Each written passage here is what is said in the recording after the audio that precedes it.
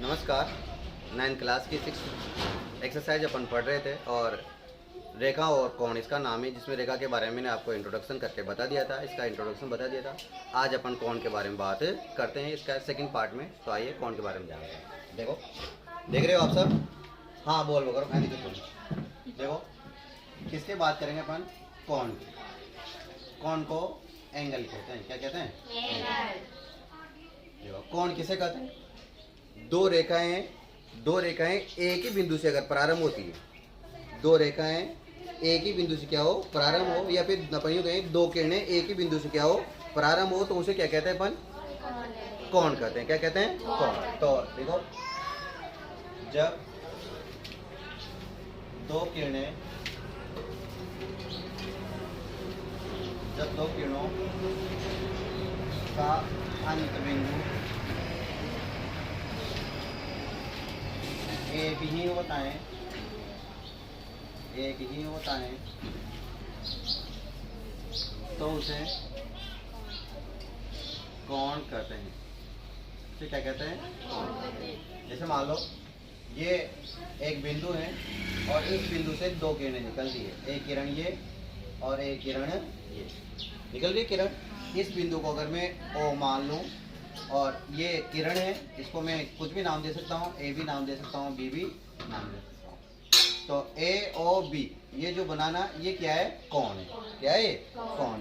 और इस कोण का ये जो भाग दिखाई दे रहा है यहाँ पे बिंदु, ये जो कोमल बिंदु है, उभयनिष्ठ बिंदु, इस उभयनिष्ठ बिंदु को है ना क्या कहते हैं? शीर्ष कहते हैं। कोण का क्या कहते हैं? शीर्ष। तो देखो ये क्या है? कोण का शीर्ष है। क्या है? कोण का शीर्ष। और ये जो भाग दिखाई दे रहा है आपको, ये जो भाग दिखाई दे रहा है, ये किरण का जो ये किरण है और इस किरण का जो एक टुकड़ा दे रहा है, दिखाई दे रहा है, ये भाग, इस भाग को कहते हैं अपन भुजा। क्या कहते हैं? भुजा कहते हैं। क्या कहते हैं बताओ? भुजा। तो बताओ इसको भी क्या कहेंगे? भुजा कहेंगे। क्या कहेंगे? भुजा। समझ में आया नहीं आया? कौन समझ में आया? कोण किसे कहते हैं? जब दो किरणों का अंत बिंदु क्या हो? एक ही हो, तो उसे अपन क्या कहते हैं? कोण कहते हैं। और कोण का जो उभयनिष्ठ बिंदु होता है उसको क्या कहते हैं? कोण का शीर्ष कहते हैं। और जिन भुजाओं के द्वारा कोण, जिन किरणों के द्वारा कोण बना होता है, उन्हें क्या कहते हैं? भुजाएं कहते हैं। क्या कहते हैं? भुजाएं। अब अपन बात करेंगे कोणों के प्रकार। कोण बहुत सारे प्रकार के होते हैं। कोणों के प्रकार, किसके प्रकार की बात करेंगे? कोणों के प्रकार। तो देखो, सबसे पहले अपन बात करेंगे न्यून कोण की। किसकी बात करेंगे? न्यून कोण। तो बताओ न्यून कोण किसे कहते हैं? न्यून कोण किसे कहते हैं? बोलो, किसे कहते हैं? 90 डिग्री के कोण को नहीं कहते हैं। न्यून कोण किसे कहते हैं? जिसका मान 90 डिग्री से क्या हो? छोटा हो। ऐसा कोण जिसका मान 90 डिग्री से छोटा हो। 90 डिग्री का तो क्या होता है? समकोण होता है। क्या होता है? समकोण। तो देखो न्यून कोण, ऐसा कोण जिसका माप 90 डिग्री से कम हो, उसे न्यून कोण कहते हैं। उसे न्यून कोण कहते हैं। जैसे अपन उदाहरण लिख सकते हैं,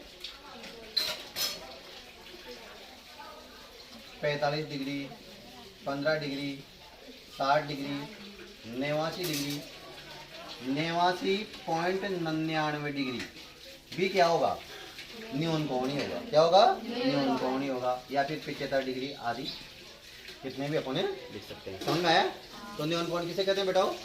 जिसका ऐसा कोण जिसका माप कितना हो? 90 डिग्री से कम हो, उसे अपन क्या कहते हैं? न्यून कोण कहते हैं। इसके बाद में दूसरा कोण है समकोण। दूसरा कोण है समकोण। तो समकोण किसे कहते हैं? ऐसा कोण जिसका माप कितना हो? 90 डिग्री होना चाहिए। कितना होना चाहिए? 90 डिग्री होना चाहिए। तो ऐसा कोण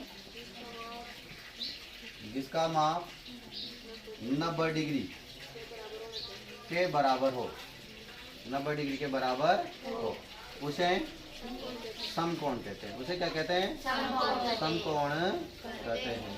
समझ में आया नहीं आया? आ गया? अब समकोण की डिजाइन एक ही तरह की होती है, इस प्रकार की। हमेशा ये ऐसे ही बनता है, हमेशा ये ऐसे बनता है 90 डिग्री। समझ में आई नहीं है? इसके बाद में अपन बात करेंगे तीसरा, कौन सा आएगा? अधिक कोण त्रिभुज।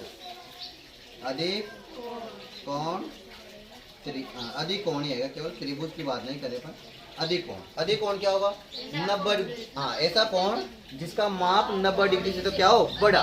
90 डिग्री से तो बड़ा और 180 डिग्री से छोटा होना चाहिए, उसे अपन क्या कहेंगे? अधिक कोण त्रिभुज कहेंगे। क्या कहेंगे? अधिक कोण त्रिभुज। तो लिखो, ऐसा कोण जिसका माप 90 डिग्री से अधिक व 180 डिग्री से कम हो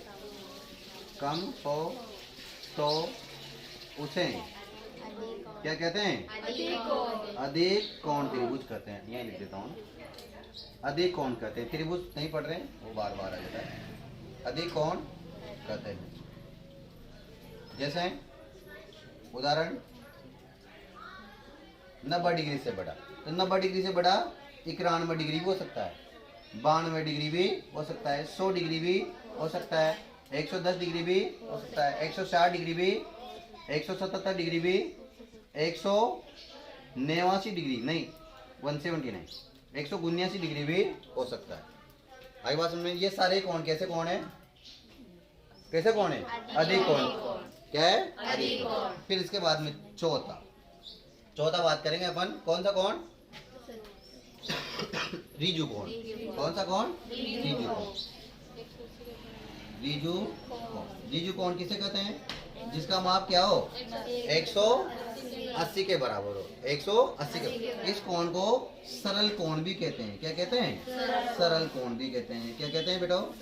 सरल कोण। तो देखो, ऐसा कोण जिसका माप 180 डिग्री के